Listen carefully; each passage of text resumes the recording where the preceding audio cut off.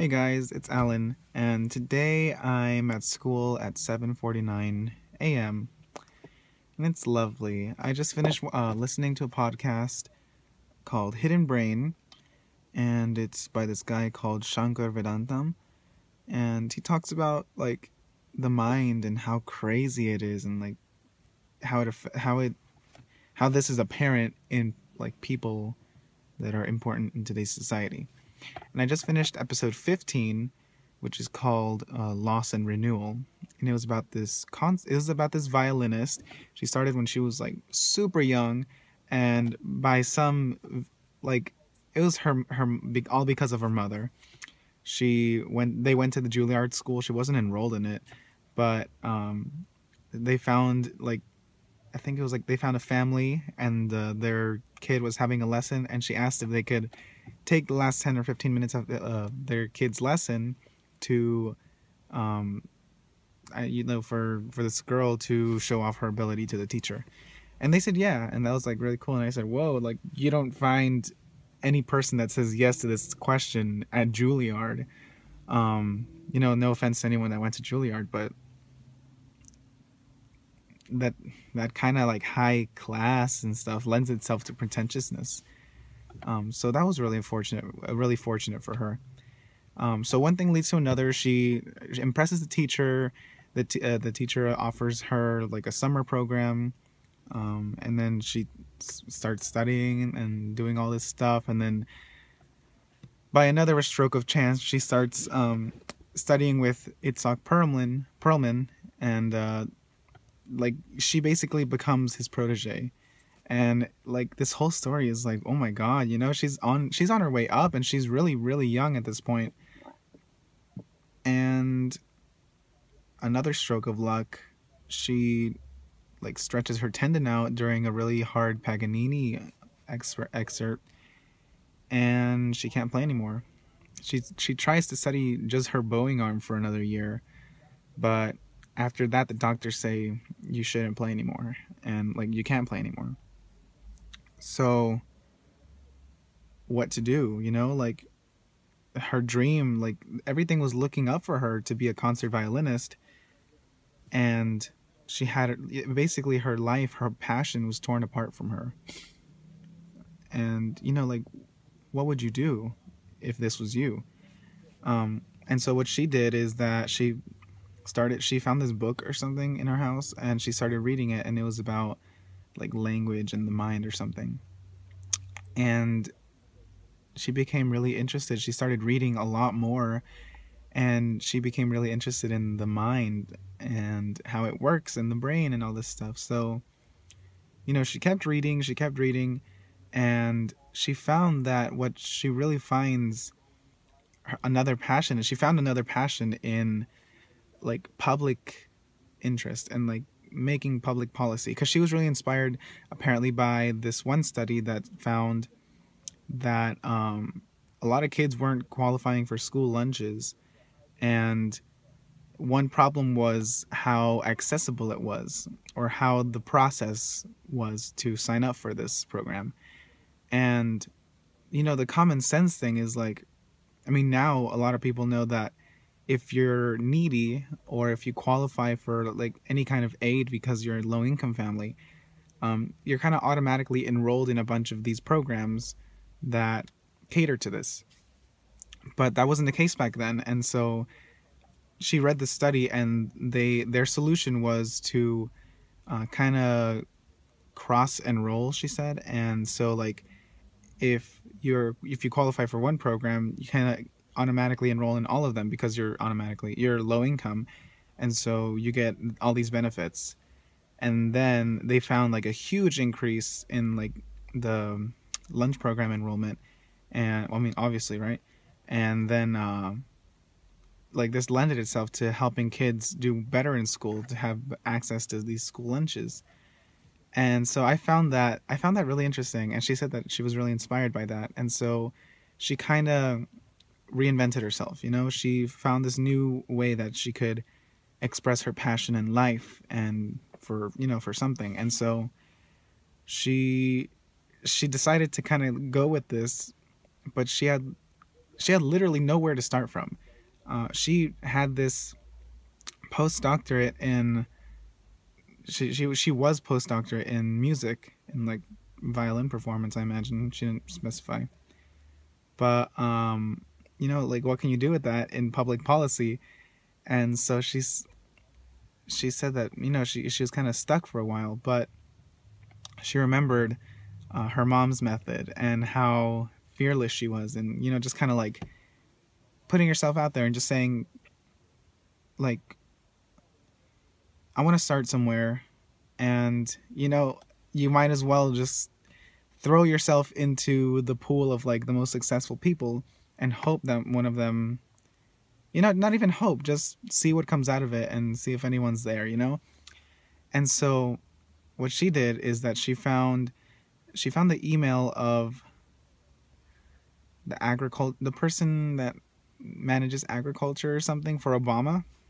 It's a big person in public policy, basically. She found his email and she sent him an email, and he responded, and you know, he was like, what proposals would you have? And so she said all these things like motivating people to save energy by just telling them that their neighbor saves more energy than they do, or just showing them like statistics, and that can change a person's behavior. And basically this guy was on board. He said, oh yeah, we can find a way to do that. And so she was really surprised, because it was kind of the first time that someone had said that to her, you know. And so basically she got hired at the White House from an email. Like, you know, you see movies about these stories and you say, oh, that can never be me, you know, like, it just doesn't happen to people like me or something like that. But seriously, like, you really, it's almost minimal effort that I did. But it was effort, you know, and it was effort. It was minimal effort, and it was a passion and a drive. It was good intentions. It was, you know, a good soul, a good spirit. You know, all these things just lend themselves to your success. So, you know, if you want to reinvent yourself, you totally can. Recently, it's been kind of hard for me because, well, I don't want to complain, but I have a lot of friends, and, you know, it's a whole thing with college too. It's like, what are you gonna do sometimes? You know, you kind of have like this path, and it's defined for you, and at a certain point, it gets immensely more difficult to kind of go back on your plan, or kind of, you know, turn around and just say like, I know I'm gonna follow my dream. You know, it's this whole thing with like money and resources and all the material things in the world that kind of keep us from doing what we really want to do.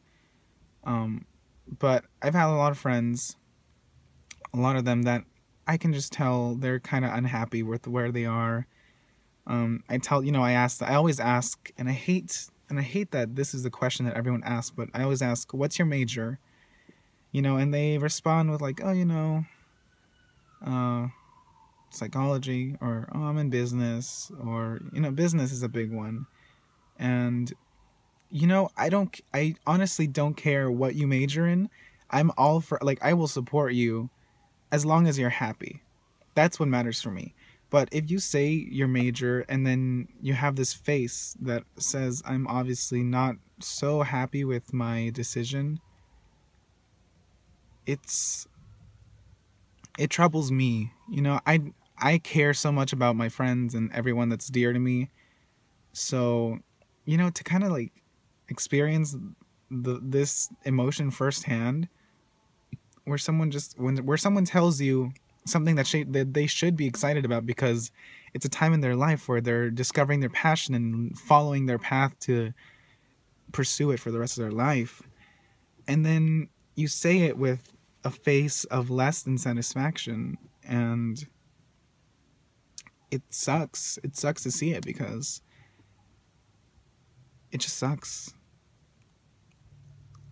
Sometimes, like, I feel the same way when I tell people what I'm studying.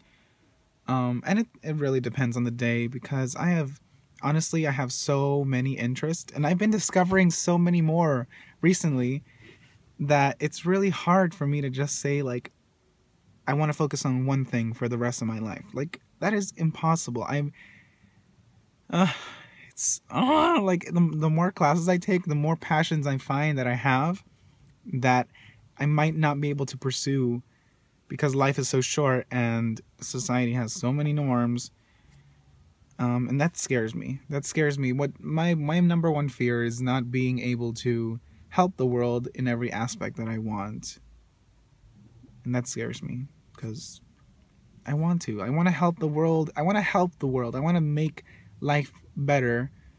And I have a better chance of doing that if I study a lot more things than one and apply them.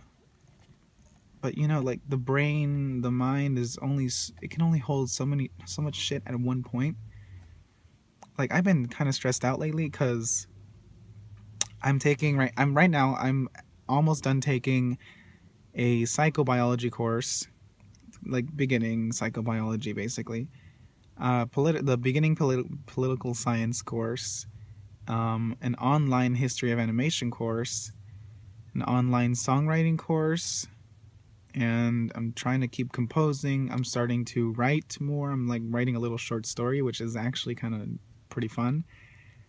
And then right now I just found out that there's some online classes I could take for game design and for graphic design. I'm also getting into graphic design. I like also making videos, and I want to try my hand at animation, and animating stuff. It's really cool. It's a really cool thing, because animation's actually been like the number one thing in my life for a long time.